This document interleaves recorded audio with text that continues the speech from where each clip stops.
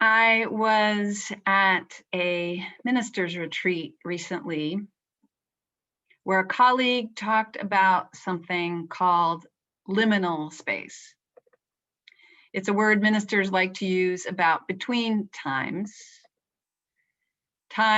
of ambiguity or disorientation, as denominational consultant Susan Beaumont put it, when a person or a group is betwixt and between something that has ended, but a new situation hasn't yet begun.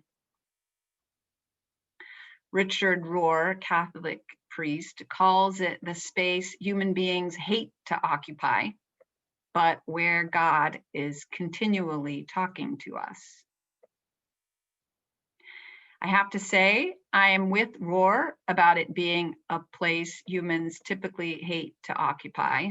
Well, it's fascinating when it's in other people's lives, that in-between place. We love reading books and watching movies about momentous times when those things are not happening to us.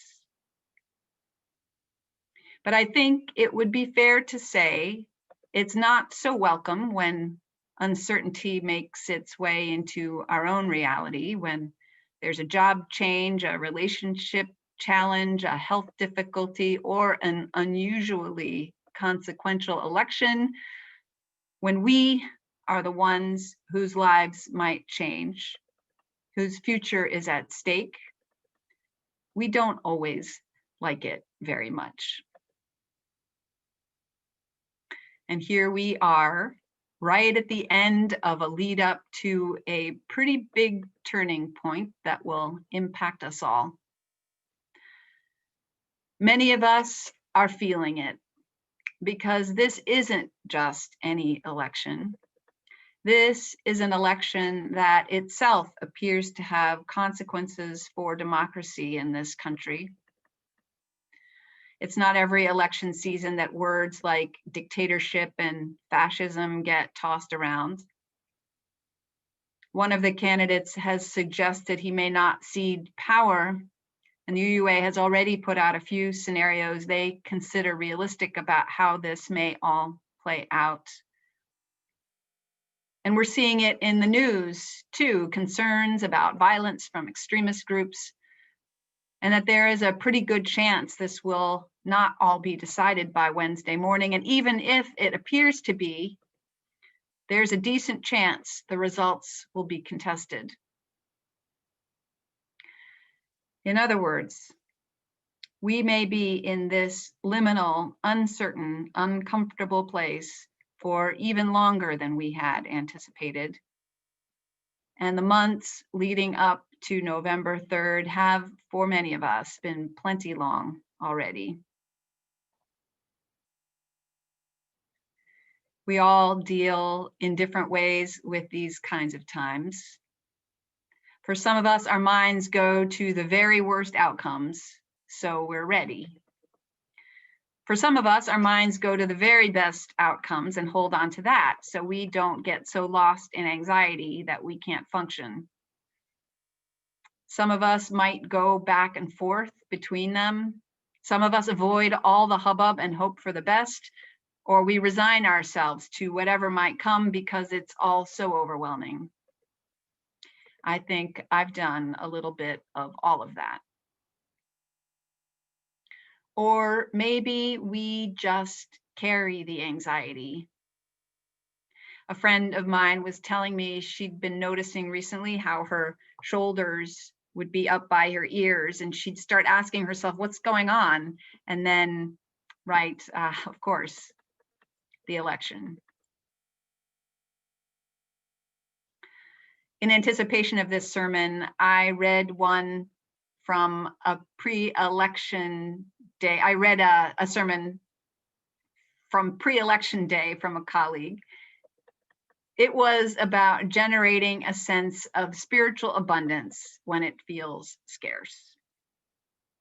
And it felt scarce back in 2016. As you may recall, the country was then for the first time experiencing this unprecedented level of attacks and counterattacks as part of that run-up leaving many de-energized, disillusioned, and disengaged.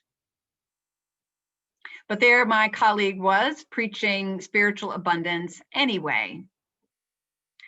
That's bold, I thought, in the face of all that negativity, to just tell people to open their hearts and think big and be big and imagine big anyway. As I read it, the words audacious hope came to mind, which kind of feels like what we've been needing in our day too. We've been needing to motivate and encourage, to push, do, act, imagine, hold on. You can do this. Here we go. We've been needing some audacious hope. That may well be what's kept some of us going with all the card writing and card making and call making, voter texting, just getting through without losing ourselves for as long as we have. But I will tell you that every time I typed the word hope,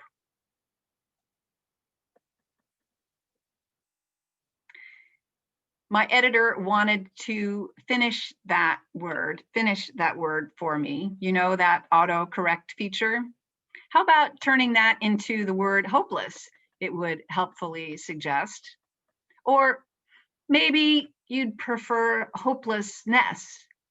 And not that I'm suggestible, but by the time I had written a few paragraphs about what is hopeful in this election, I thought maybe my editor is trying to tell me something. My inclination is to stay positive, but at the same time, somewhere in the back of my head, this little voice says, what if it doesn't turn out just the way you hope? So I thought, maybe let's just go with this. Maybe I need to explore hopelessness, the other side of the picture, just a little. Now, I recognize not everyone will relish this. Back in the spring, I shared a Buddhist reading at morning meditation about abandoning hope, and it was not very popular. Comments were something like this: that was terrible, or that was depressing, or if I don't have hope, I've got nothing. And for those of you in this moment who are thinking of pressing the leave meeting button, hold on. Don't worry, I will get back to hope in a moment, I promise. But just for a moment, let's entertain this flip side, this other emotional character that we call hopelessness, discouragement. Not to take a deep dive and get lost, but to just touch it lightly, kind of peek at it from around the corner, bring curiosity to it, to see what it might be up to, so it's less likely to take us by surprise later on. Because there is a chance that things won't turn out the way any of us hope, and we may have feelings about that. Feelings that might poke their heads out. They might already have been poking their heads out from time to time in the middle of the day or late at night, no matter how well we're keeping our fears under wraps, no matter how audacious we are. There's an uneasiness that may be driving us or draining us. And I suspect most of us are carrying its weight somehow or other.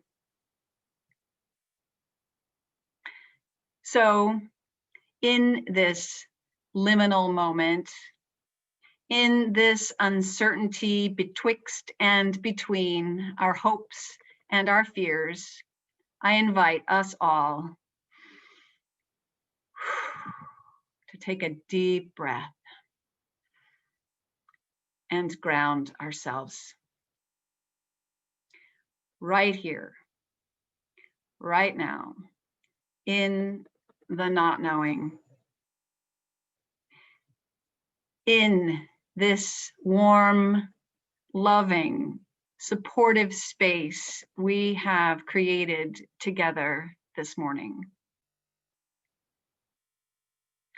Let us allow ourselves to feel whatever we might be feeling, whatever we might be holding in our muscles, in our bones. Let us become aware of it. Touch it lightly with our attention, not falling into it or magnifying, but also not resisting it. Can we let those feelings be? Can we set those feelings free? Allow them to be in us, move in us, move through us. Can we let go?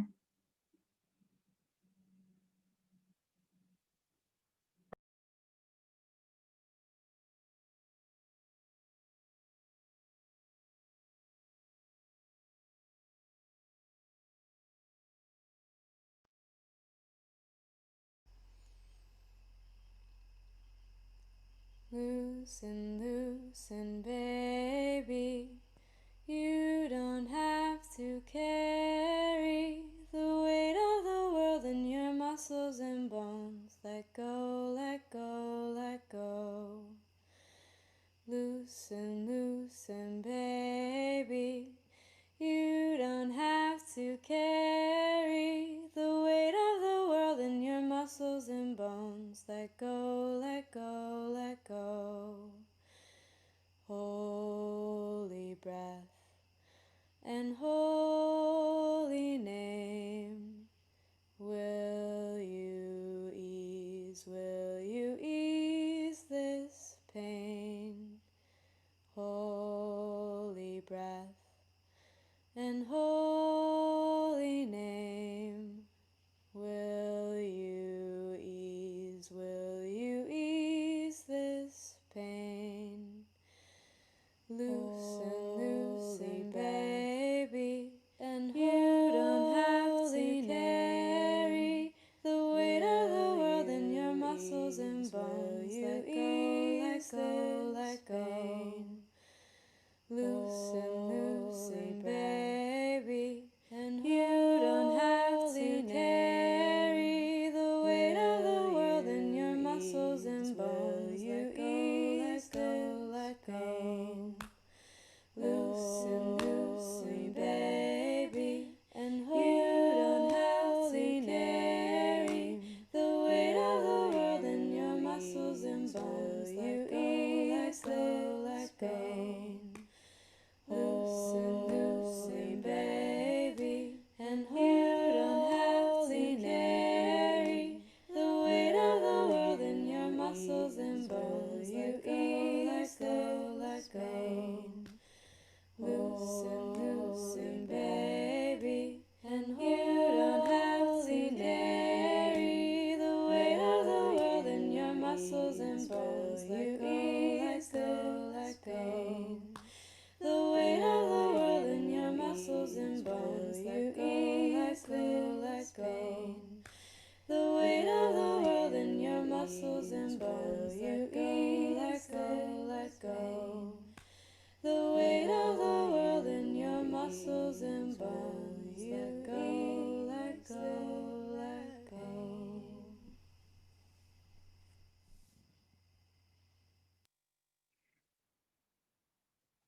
When we let go of our attachment to a hoped-for outcome,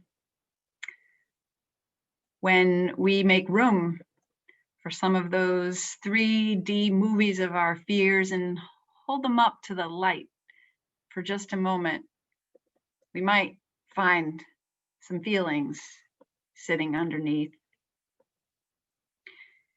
In a recent call with some colleagues about the election, one of them suggested that more than anything right now, what we need is spiritual practice, or just ways to work with our feelings, ways to keep ourselves centered, grounded, connected to ourselves and to each other, ways to regain our resilience,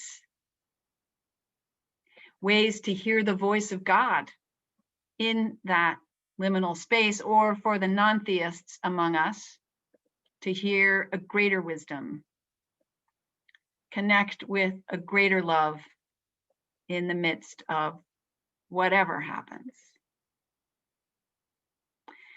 Because we don't know. We just don't know. And that's hard. There's this great poem by Robert Bly about welcoming uncertainty that keeps popping into my mind. Think of ways you've never thought before, he writes. If the phone rings, think of it as carrying a message larger than anything you've ever heard, vaster than 100 lines of Yeats. Or think that someone might bring a bear to your door, maybe wounded and deranged. Or think that a moose has risen out of a lake and he's carrying on his antlers a child of your own whom you've never seen.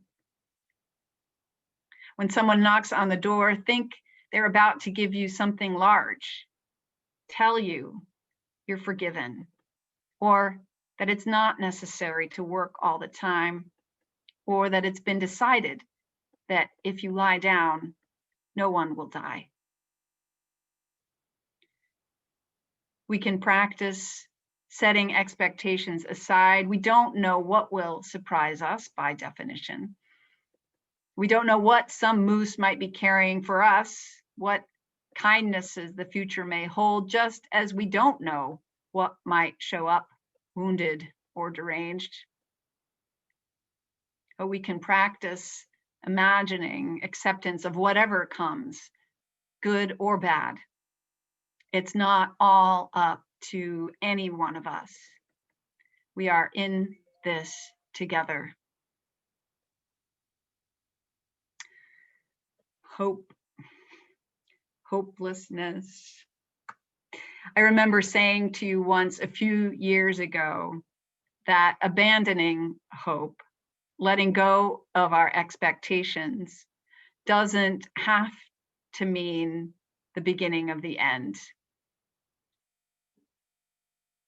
It can also be the beginning of a new way. I recently read a story about Roshi Joan Halifax, who's a Buddhist teacher who has spent many years of her life working in situations that most people would consider hopeless. She has worked, she writes, as an anti-war activist, a civil rights worker, a caregiver of dying people. She has volunteered with death row inmates, served in medical clinics in remote areas of the Himalayas where life is hard, food is scarce, and access to healthcare is non-existent.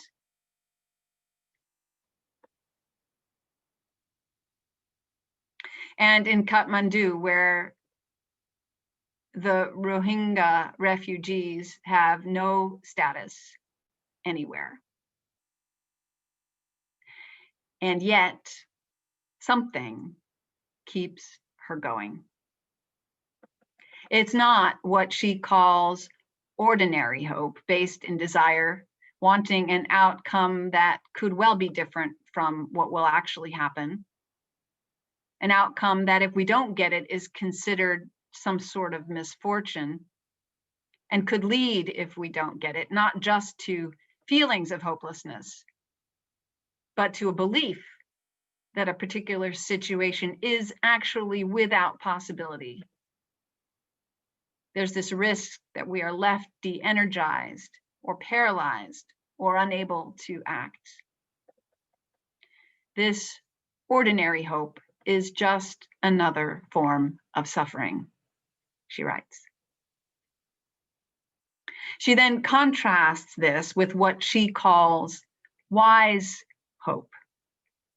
Beyond ordinary hope, something I keep wanting to call extraordinary hope. Wise hope, she says, is about seeing things as they are, including the truth of suffering, and I will add the truth of our emotional reality, both the existence of suffering and our capacity to transform it. It's when we realize we don't know what will happen that this kind of hope has a chance to come alive. In the spaciousness of uncertainty is the very space we need to act, she writes. There are over 65 million refugees in the world today, she continues. Only 11 countries are free from conflict, and climate change is turning forests into deserts. Economic injustice is driving people into greater and greater poverty. Suffering is present. And while this election is crucial, and we need to do whatever we can to further democracy in it, it's also true that there is suffering that will not be fixed by any one election, no matter what the outcome. So we get to be in this for the long haul. And we get to find within ourselves a source of hope that is less about outcomes and more about a spirit of the heart. One that ironically often doesn't show up until after we decide to take some action, or at least that's been my experience. And one that also, in my experience, seems to require a willingness to face and sift and sort through all kinds of feelings to connect with something greater than any one of them. Halifax quotes Czech statesman Václav Havel, who said, "Hope is definitely not the same thing as optimism. It is not the conviction that something will turn out well, but the certainty that something makes sense, regardless of how it turns out." We can't know, but we can trust that there will be movement and there will be change, and that we can be a part of it. We move forward in our day and get out the vote, or sit at the bedside of a dying patient, or teach that third grade class, she writes. There will be change, and we can be part of it. Or, as we heard in our first reading, all that you touch, you change. And all that you change, changes you.